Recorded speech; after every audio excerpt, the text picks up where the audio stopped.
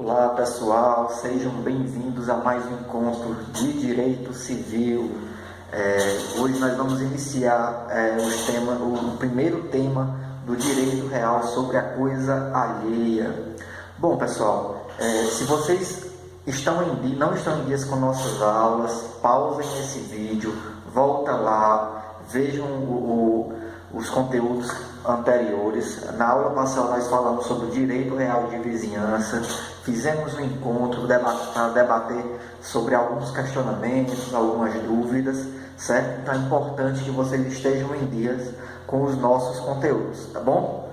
Então, se você já está em dia, então a gente vai falar sobre os direitos reais sobre a coisa alheia. Lembrando, os direitos reais, eles são divididos em os direitos reais sobre a coisa própria, certo? Sobre a coisa própria, onde nós tratamos do direito real de propriedade, aí falamos sobre a propriedade resolúvel, falamos sobre a propriedade fiduciária, sobre o condomínio, condomínio geral, condomínio edilício, falamos sobre o direito promitente comprador. Então tudo isso engloba o direito real de propriedade, certo? Então, são conteúdos onde a gente vai tratar lá sobre a propriedade do imóvel, ou seja, sobre o direito real sobre a coisa própria, tá certo? Além do direito real sobre a coisa própria, nós temos os direitos reais sobre a coisa alheia, onde nós vamos ter sempre a figura do proprietário e de uma terceira pessoa que detém algum daqueles poderes inerentes àquela propriedade. Então, quando a gente fala do direito real sobre a coisa própria, nós vamos ver que uma determinada pessoa, ele tem os 4 poderes inerentes à propriedade, que a gente costuma chamar de grude, certo? O direito de gozo, o direito de reaver, o direito de usar e o direito de dispor sobre a coisa. No direito real sobre a coisa alheia, nós vamos ver que esses poderes eles são divididos, eles são estendidos para outra pessoa. Então nós vamos ter a figura do proprietário, que detém determinados poderes, e nós vamos ter um terceiro detendo algum desses poderes, certo? E por fim nós veremos os direitos reais de garantia. Mas para iniciar os direitos reais sobre a coisa alheia, nós hoje vamos falar sobre o direito da superfície. Um conteúdo bastante interessante, pessoal, certo? E que a gente deve trazer algumas pontuações pertinentes. Então, a primeira coisa, o direito real de superfície, ele trata-se de um direito real de fruição e gozo, certo? É sobre a coisa alheia. Ele é de origem romana, pelo qual o proprietário concede a outrem o direito de construir ou plantar em seu terreno por um determinado tempo. Então o nosso Código Civil ele diz que o direito de superfície ele deve ser constituído por tempo determinado, certo? E o grande detalhe é que ele acontece mediante uma escritura pública que deverá ser registrada no cartório de registro de imóveis, conforme o artigo 1369. Então, olha só, os direitos reais, a gente vai sempre lembrar que o direito real, a existência do direito real, ela pressupõe o registro público, certo, pessoal?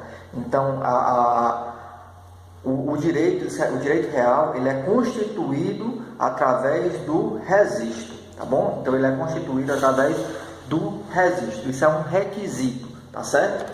Agora, eu estou dizendo que o direito real o que deve ser levado a registro para a instituição de direito real de superfície é uma escritura pública, tá bom? Não é um instrumento particular, e sim uma escritura pública lavrado lá no tabelionato de notas, tá bom? Então, o tabelião de notas lavra uma escritura pública de instituição de superfície, e essa escritura pública ela deverá ser levada para o registro no registro de imóvel competente. Claro, qual seria o registro de imóvel competente? O registro da localização do imóvel, tá bom?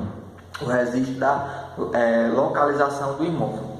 Outro ponto interessante que está previsto lá no parágrafo único do artigo 1369 é que a concessão de uso, ou melhor, a concessão da superfície, do direito de superfície, ele abrange apenas a superfície, ou seja, ele não abrange o subsolo, certo? Então o subsolo poderá ser utilizado apenas para o que for necessário. Por exemplo, imagine só que eu estou instituindo o direito de superfície para uma determinada pessoa construir um hotel aqui na cidade de Araripina.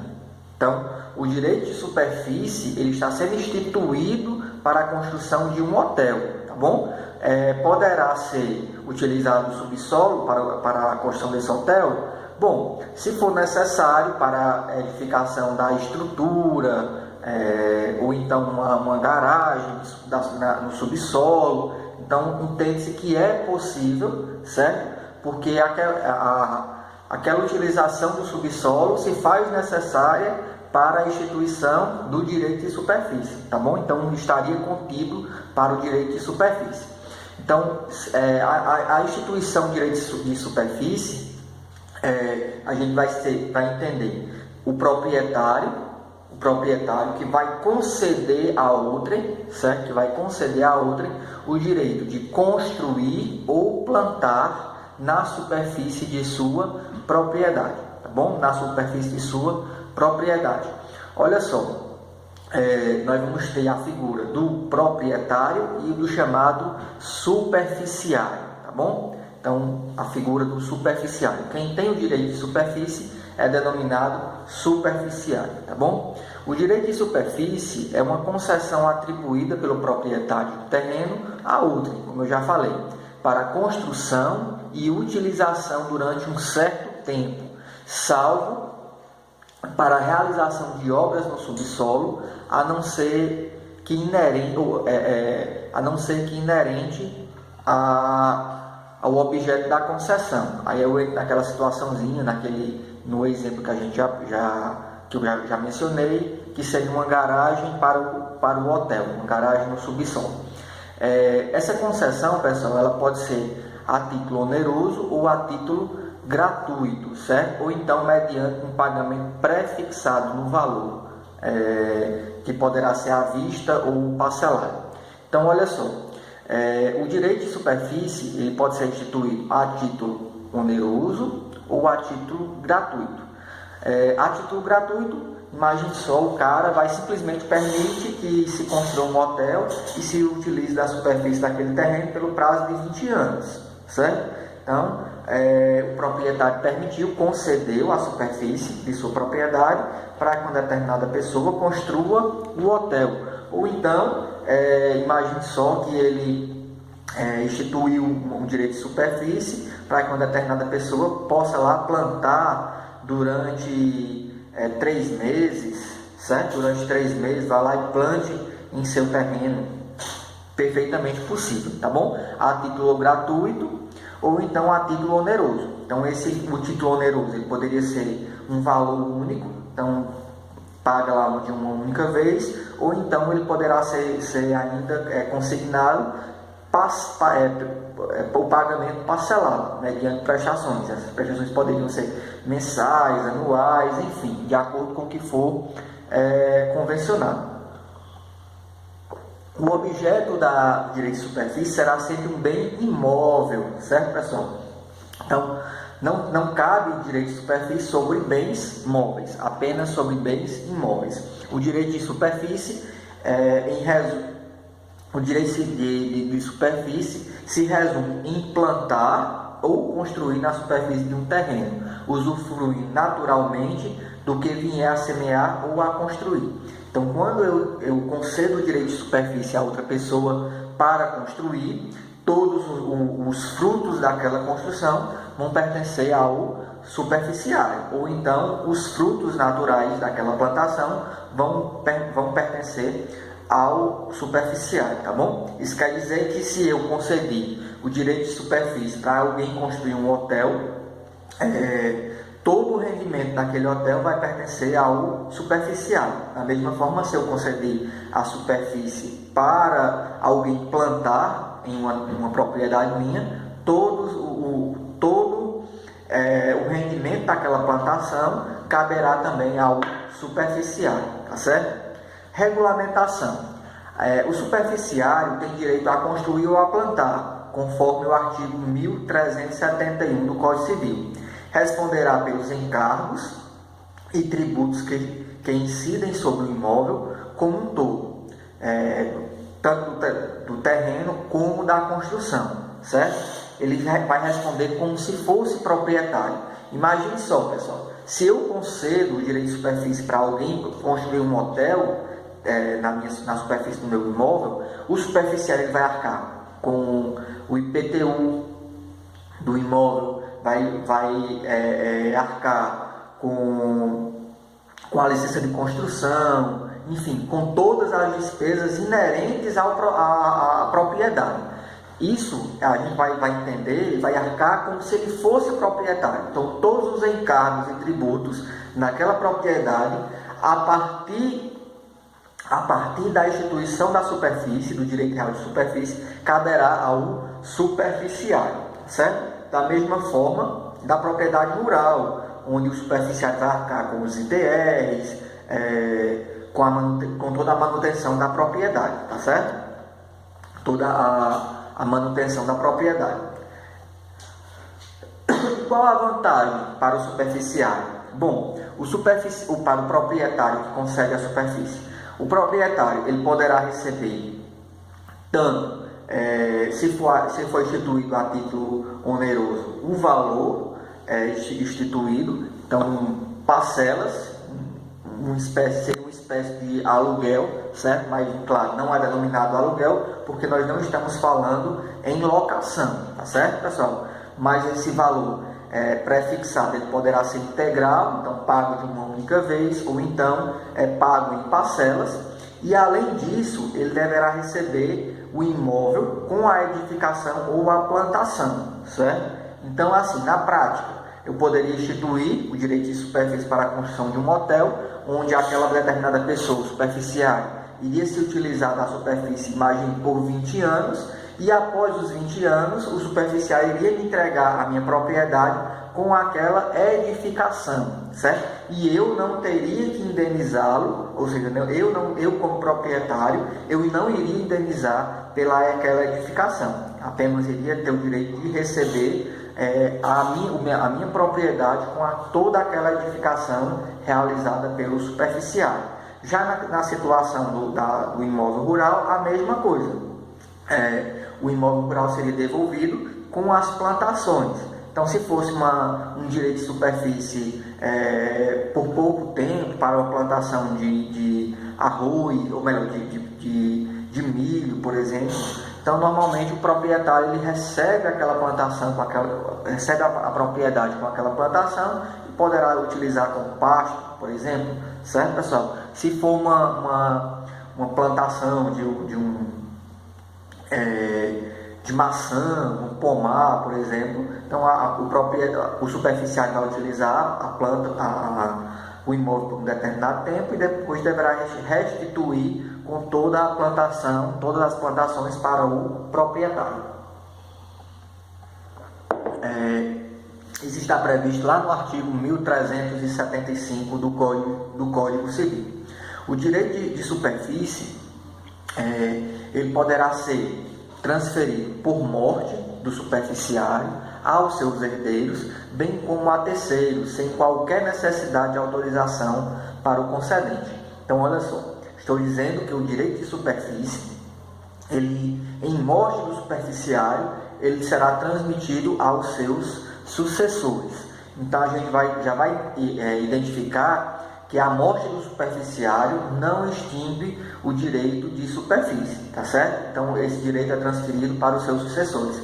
Claro, pessoal, imagine só, naquele exemplozinho do hotel, que eu vou utilizar durante essa aula, eu instituo o direito de superfície para Pedro, certo? Instituo o direito de superfície para Pedro. Pedro vai lá, faz um empreendimento de 500 mil reais, certo? A gente faz um direito de superfície, institui um direito de superfície por 20 anos, por exemplo. Pedro vai lá, faz um empreendimento de 500 mil reais, 1 milhão, e um ano após a construção do empreendimento, ele chega a falecer. seria desproporcional que houvesse a extinção do direito de superfície pela morte do superficiário. A família de Pedro sofreria um grande prejuízo, certo? E eu estaria enriquecendo sem causa, nesse exemplo. Estaria recebendo um hotel, um empreendimento milionário, certo? Sendo que a gente estipulou o prazo de 20 anos.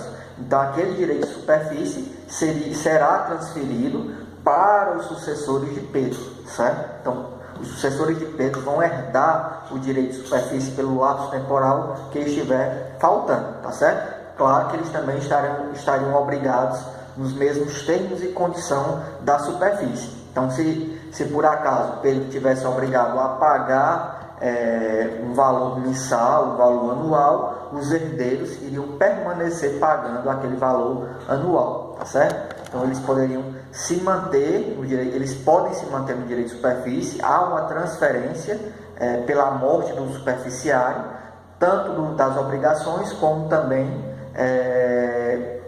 do ônus e do bônus, seria assim convencional, tá certo? Como também o superficiário poderá ceder, ou seja, vender, alienar o seu direito de superfície. Então, imagine só, Pedro fez lá um empreendimento de 1 milhão para a construção de um hotel. Pedro, posteriormente, ele poderá vender aquele hotel, aquele direito de superfície, para uma determinada, ou para outra pessoa, para um terceiro, tá certo?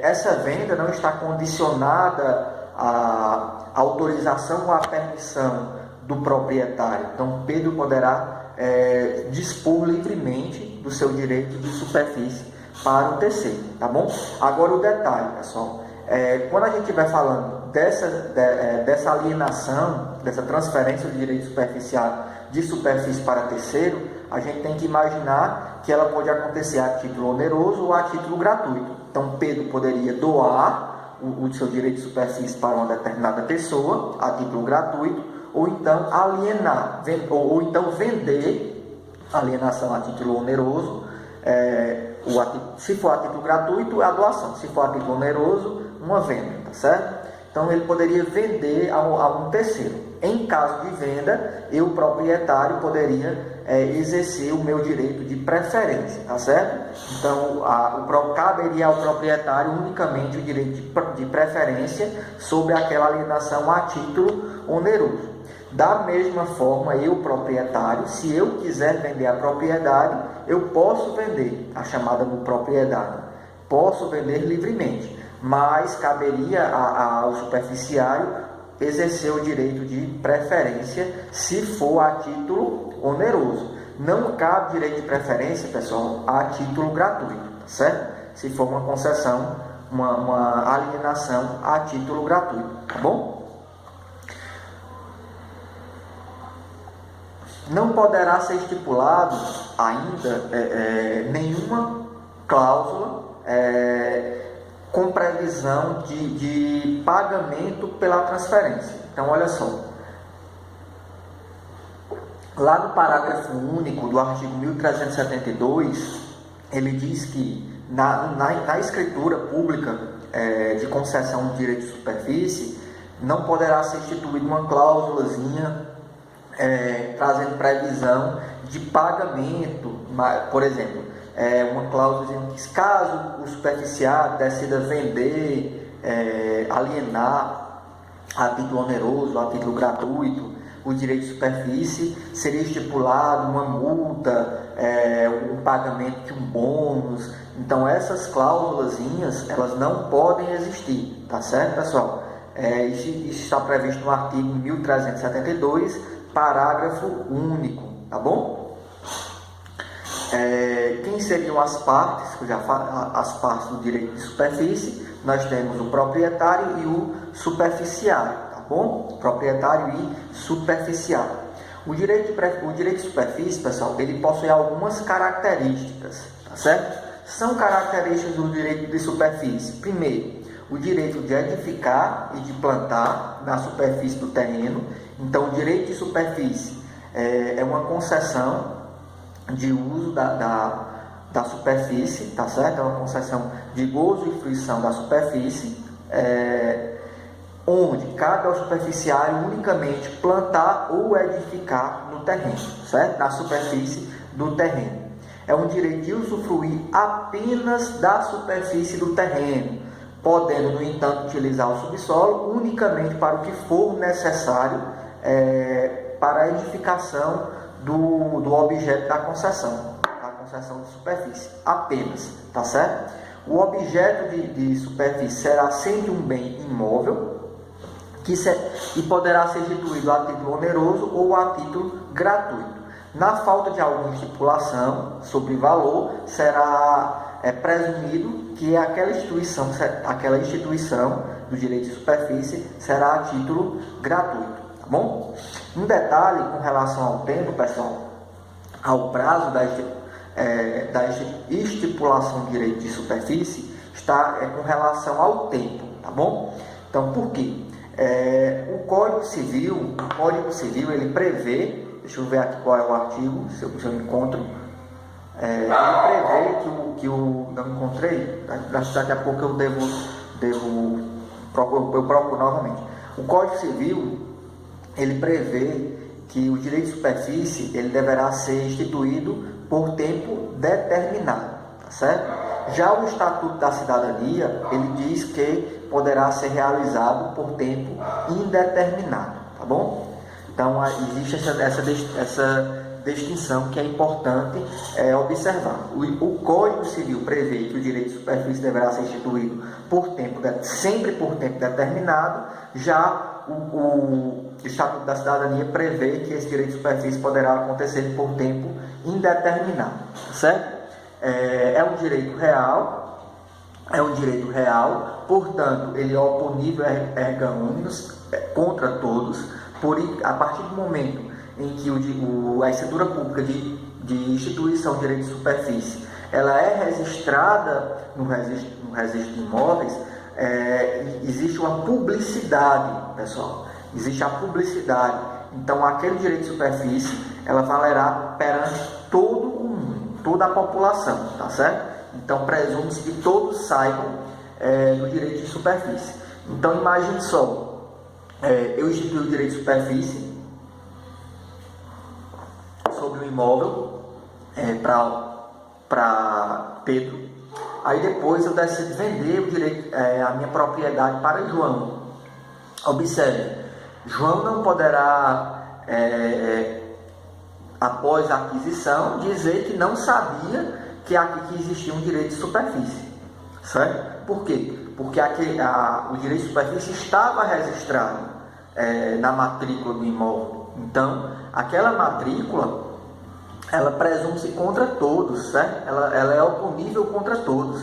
Então, se João decide comprar o meu imóvel e o meu imóvel tem uma restrição de superfície, uma instituição de direito de superfície em favor de Pedro, vão estar comprando uma propriedade nos mesmos termos que eu tinha, ou seja, uma nova propriedade por um determinado período, certo? Previsto lá no direito, no registro de superfície, tá bom?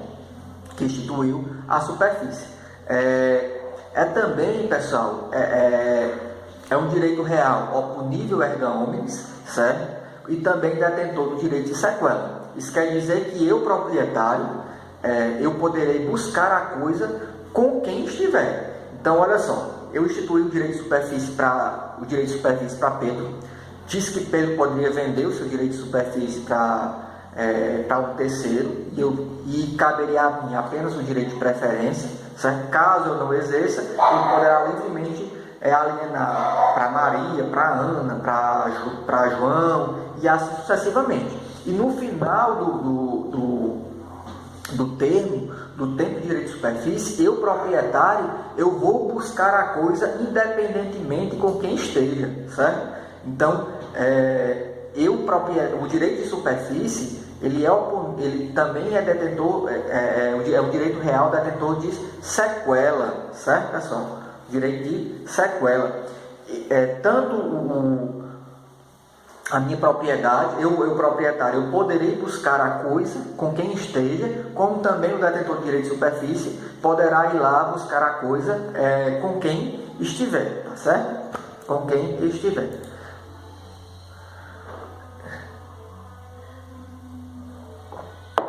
será constituído sempre através do registro da escritura pública no registro de imóvel competente. O registro de imóvel competente é o registro de imóvel da localização do imóvel, certo? Então, se o imóvel está em Araripina, a escritura pública de instituição de direito de superfície deverá ser registrada em Araripina. Se for em Uricuri, em Uricuri, se for em São Paulo, e assim sucessivamente. Existe, no entanto, pessoal, previsão da instituição de direito de superfície mediante uso capião, seja ordinária ou seja extraordinária. O que acontece, pessoal? O direito de superfície, a instituição de direito de superfície, através da uso capião, a gente vai analisar algumas posições doutrinárias e tudo mais, quando a parte passa a utilizar os termos do direito de superfície. No entanto, ele não formaliza o registro, certo? Imagine só, eu instituir um direito de superfície através de uma escritura particular. Essa escritura particular, por si só, ela já tem um vício, porque a lei prevê que deverá ser instituída através de escritura pública e relevada ao registro, tá bom? Então, eu fiz lá uma escritura particular de direito de superfície em favor de Pedro. Aí Pedro não observou, não levou para registro, mas ele foi lá e construiu o hotel. Aí, após a construção do hotel, eu vou lá e decido retirar ele de lá, porque ele não tem direito de superfície. Por que ele não tem direito de superfície? Porque existe um vício, pessoal, existe um vício formal, um vício material com relação à instituição do direito de superfície. Foi feita uma escritura particular, que a própria lei diz que não serve para a instituição de direito de superfície, que também não foi levada para o registro. Porque se tivesse levado para o registro, o oficial já teria devolvido aquela escritura, dizendo que aquela escritura não serviria para a instituição do direito de superfície. Reparem, pessoal, nesse caso, o superficiário, que ainda não poderia adquirir a qualidade de superficiário, certo? Através da chamada usucapião. Ele vai usucapir não a propriedade, mas o seu direito de ser superficiário, tá certo? Então, seria um exemplo do cabimento do usucapião para a aquisição do direito de superfície, tá bom? A gente vai ter como requisito de validade para a instituição do direito de superfície que as partes sejam capazes, certo? E quando eu falo que as partes sejam capazes, a gente vai ter que lembrar sempre da capacidade civil e da capacidade negocial. Então, capacidade civil hoje o maior de 18 anos, certo? E a capacidade negocial seria que a pessoa tem que ter a capacidade para praticar o negócio. Ou seja, eu só posso instituir o direito de superfície de um imóvel meu, né? Então, se eu não posso instituir um direito de superfície de um terreno de meu pai. Por quê? Porque eu não tenho a capacidade, embora tenha a capacidade civil para instituir o direito de superfície, eu não tenho a capacidade negocial, certo? Para exercer a instituição do direito de superfície.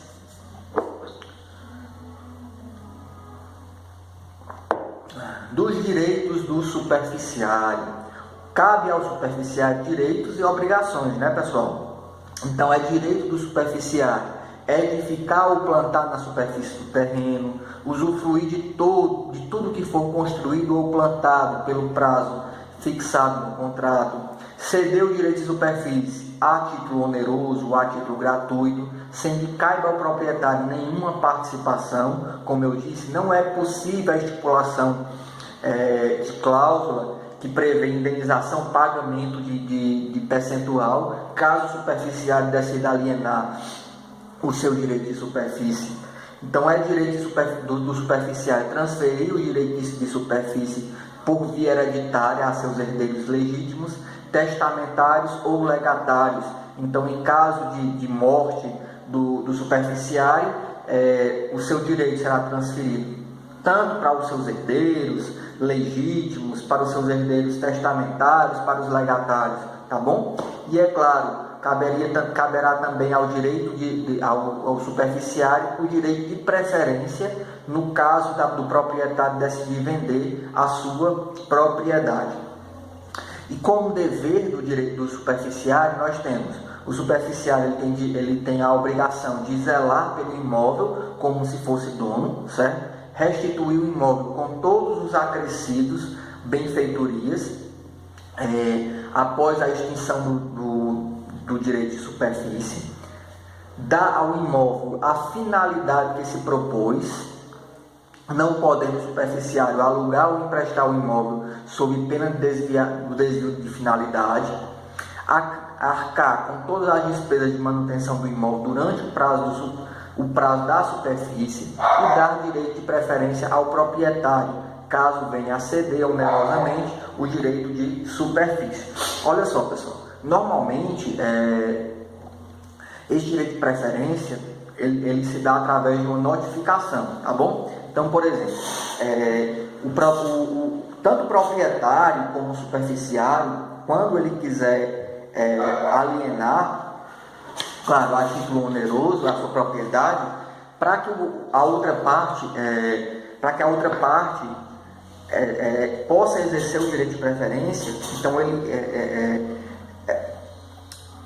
esse exercício ocorreria através de uma notificação, tá bom? Então, claro, não basta para a garantia das partes, não basta que um chegue e diga: eu vou vender, tu quer comprar?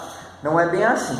Existe é necessário uma formalidade, certo? Então, por exemplo, você faz uma notificação, notifica o proprietário, notifica o superficiário, dá um prazo, informa quais são os termos da alienação, valor, forma de pagamento, e dá um prazo para que para que a outra parte, seja o proprietário, seja o superficiário, possa se manifestar a fim de exercer o seu direito de preferência, tá bom? Então, olha só, o que é importante aqui a gente observar? É importante, com relação à prática, que seja declarados os valores reais, certo?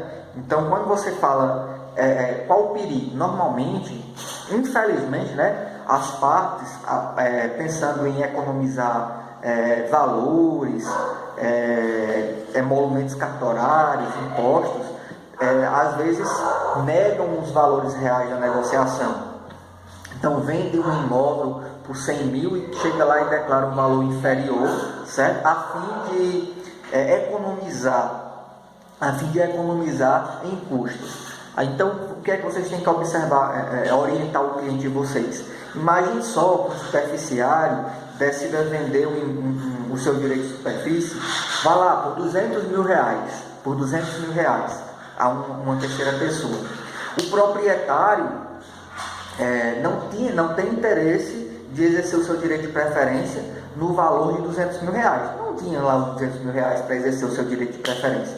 Mas aí vai lá, o superficiário vendeu por 200 mil reais e fizeram a escritura de venda do direito de superfície, certo? De alienação, e lá declararam que essa venda foi por 20 mil reais.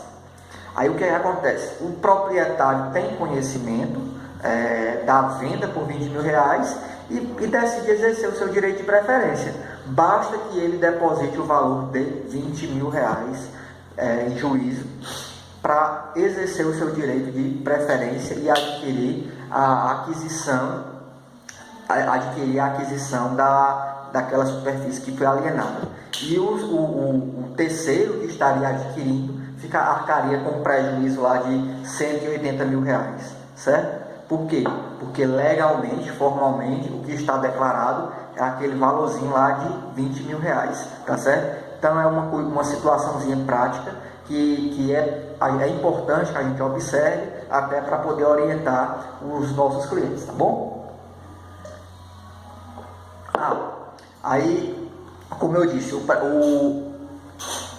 prazo no Código Civil diz que é sempre determinado, e lá no Estatuto das Cidades, no artigo 21, ele determina que o direito de superfície poderá ser instituído por prazo indeterminado, tá bom?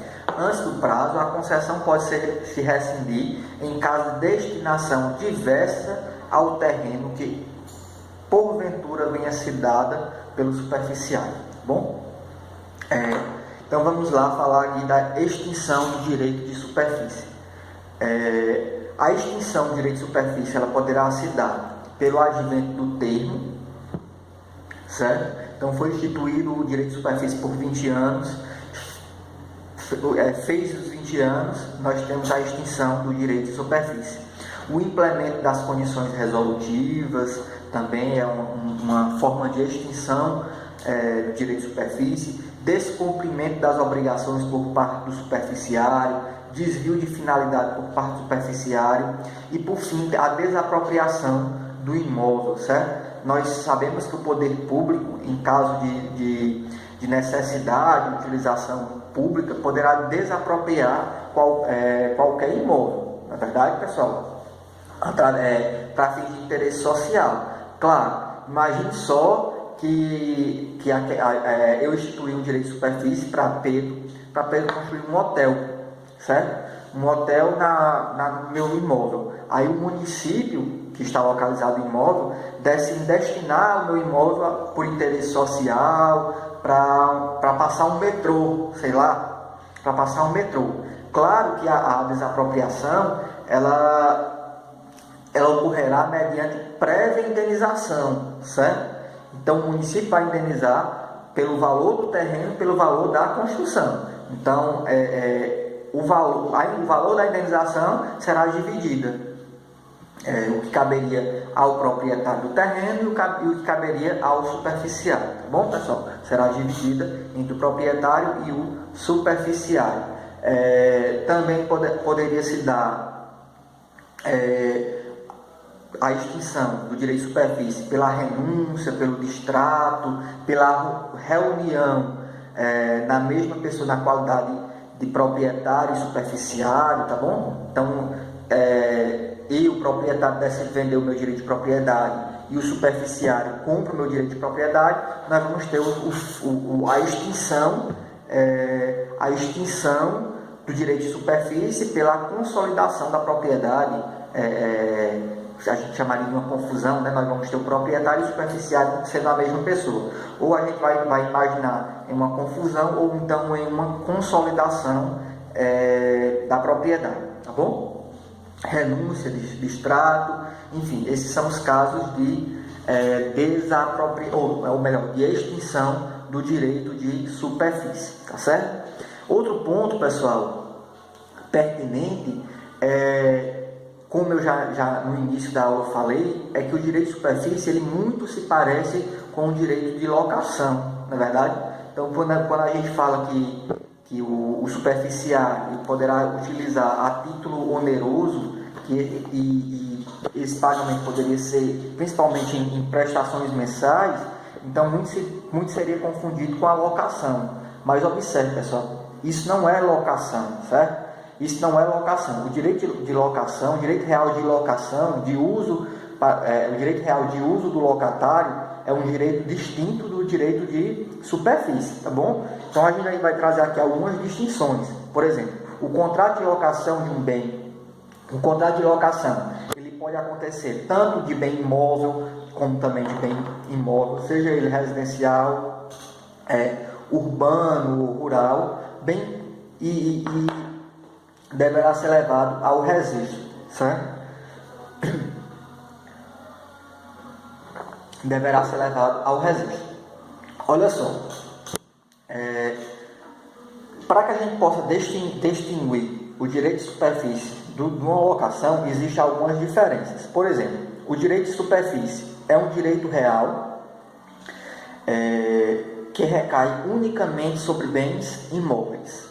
Já o direito de locação é um direito pessoal, certo? É um direito pessoal, ou seja, com obrigação entre as partes, certo? Obrigação entre os contratantes. No direito de superfície, se faz por escritura pública, com registro no registro de imóveis competente, e com pagamento de imposto de transmissão municipal, que é o chamado ITBI, tá bom? Normalmente ele vai variar, por exemplo, Araripina, Ipubi 2%, Oricuri 3%, então existe a previsãozinha lá sobre o pagamento do chamado ITBI.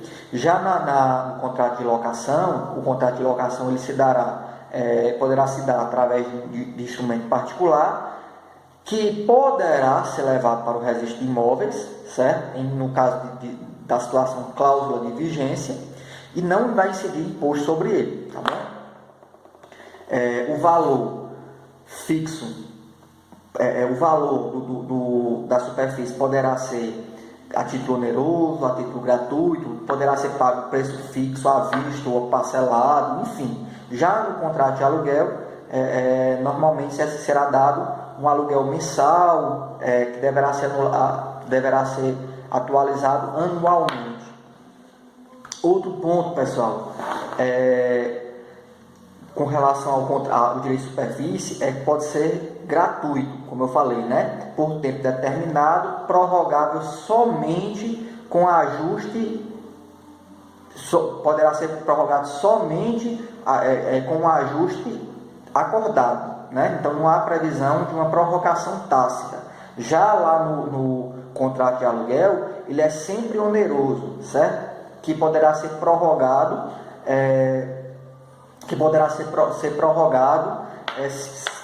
pelo silêncio das partes. Então, por exemplo, se eu faço um contrato de aluguel para o meu locatário por um ano, terminou esse ano e a gente não decide fazer um outro contrato, mas também eu não pedi o imóvel, enfim, então entende-se que esse contrato seria prorrogado, tá certo, pessoal?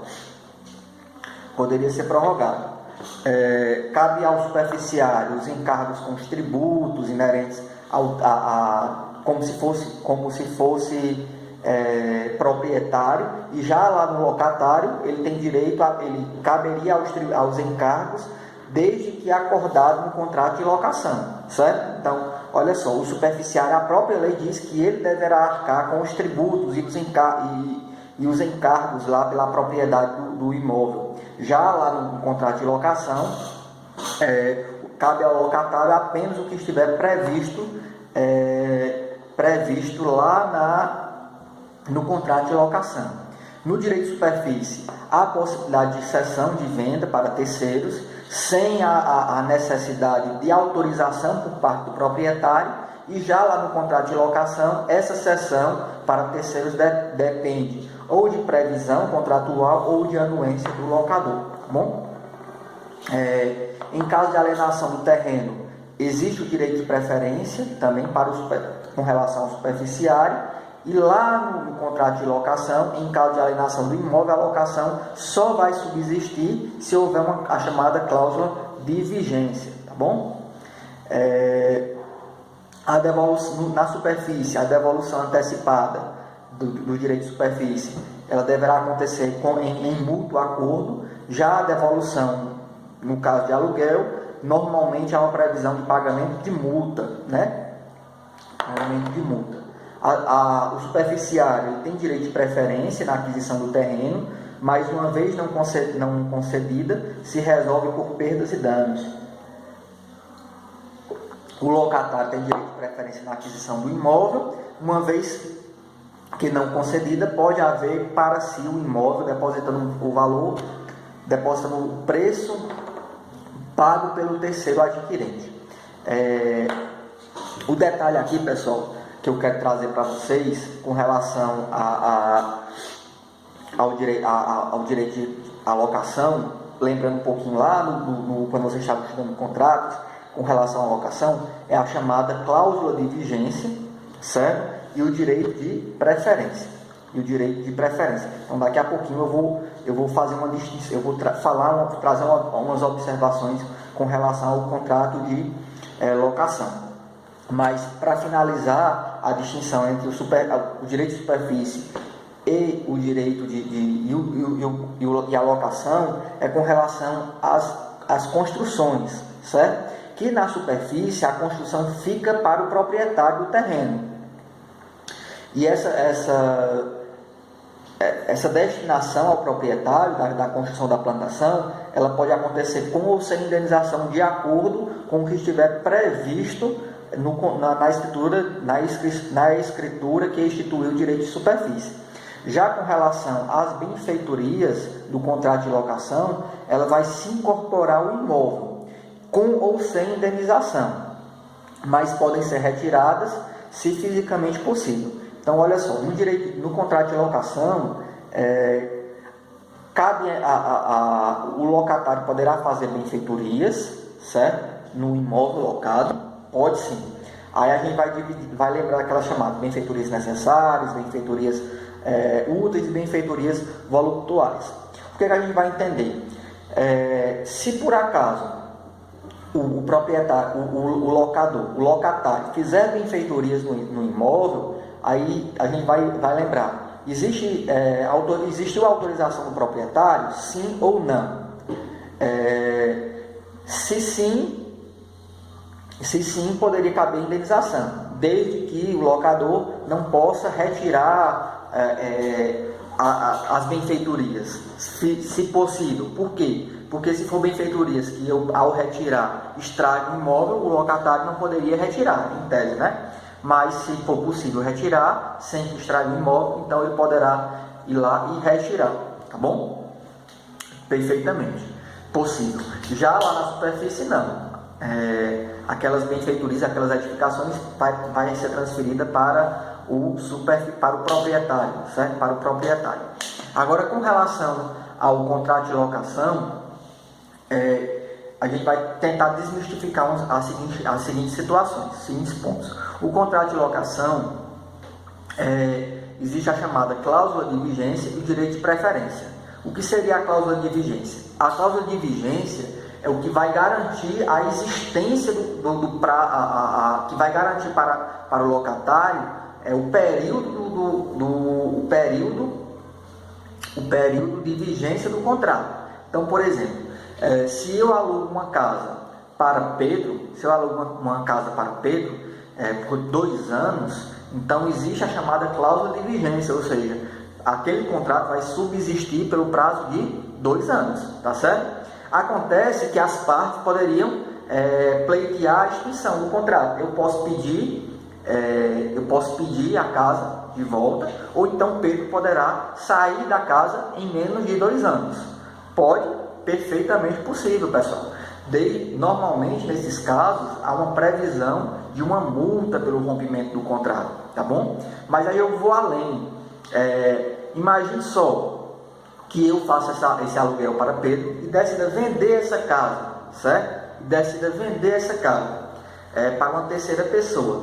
Pedro locatário, ele tem direito de preferência? Em tese, sim, desde que ele tenha efetuado a averbação do seu direito de preferência, tá certo? Olha só, o contrato de locação ele poderá ser levado para a matrícula do imóvel, certo? Para a matrícula do imóvel, e ele poderá ser averbado e poderá ser registrado, tá bom?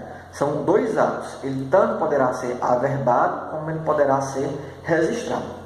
O que é que averba o que é que se averba no contrato de locação lá no registro de imóveis? É averbado o direito de preferência do locatário, tá bom? Então, para que o locatário possa exercer o direito de preferência, pelo fato de ser locatário, ele deverá levar o seu contrato de aluguel, de locação, para averbar na matrícula do imóvel, certo, pessoal? Para averbar na matrícula do imóvel. Então, para desmistificar, o locatário só tem direito de preferência sobre o imóvel se houver a averbação do direito de preferência, a averbação daquele contrato de preferência. Por quê? Porque o terceiro que está adquirindo, que está comprando aquele imóvel, ele vai comprar aquela matrícula de acordo com o que está lá no cartório, certo? Então, se lá não existe a averbação desse direito de preferência, o locatário não poderá exercer, ou seja, impor o seu direito de preferência contra aquele terceiro que está adquirindo o imóvel. Já com relação à cláusula de vigência, ela deverá ser registrada, certo? Por quê? Porque se eu estou vendendo o imóvel, se eu estou locando o imóvel para Pedro e decido vender aquele imóvel para João, João pode simplesmente dizer: "Ei, Pedro, sai da casa, eu quero aquela casa. Eu agora sou proprietário da casa." Aí sim, caberia apenas o pagamento da multa, se fosse previsto, por parte minha que estou vendendo. Então, Pedro, o locatário não poderia opor-se contra o adquirente para o pagamento daquela indenização. E se ele levar para registro a cláusula de vigência, levasse para registro a cláusula de vigência, aí sim o locatário poderia opor-se ou contra o